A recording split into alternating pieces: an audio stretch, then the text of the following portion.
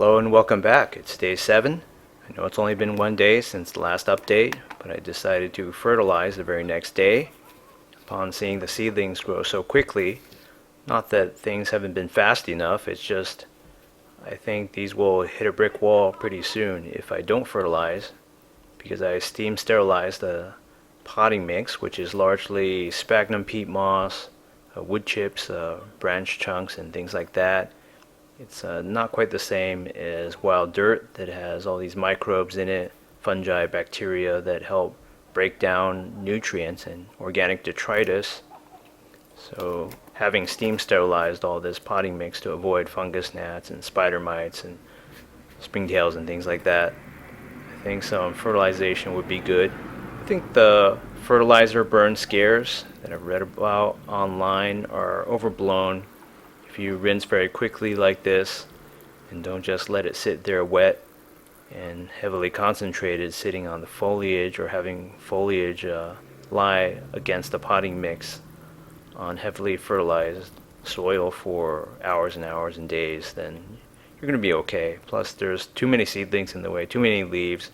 There's nothing I can do, and I got a little overzealous with watering later on. I saw this runoff coming out of the bottom watering tray, so I use these self-watering pots supposedly where you can pour water in the bottom watering tray and have them feed like that. But in the beginning it doesn't make any sense to do that because the root systems are very short and shallow.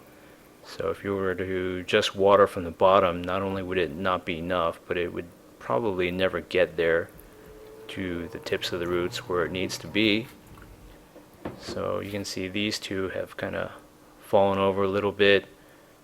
That's kind of expected because I'm adding a lot of water weight to the cotyledons, so they're all top heavy after I water.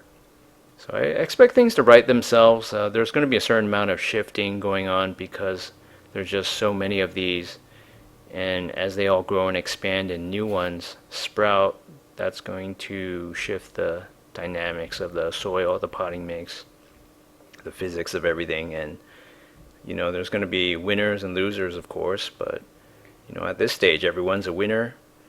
And I'm just going to remove these 4 or 5 seed coats for aesthetic reasons. I know it kind of looks like I ripped a chunk off there, but it's not actually the case.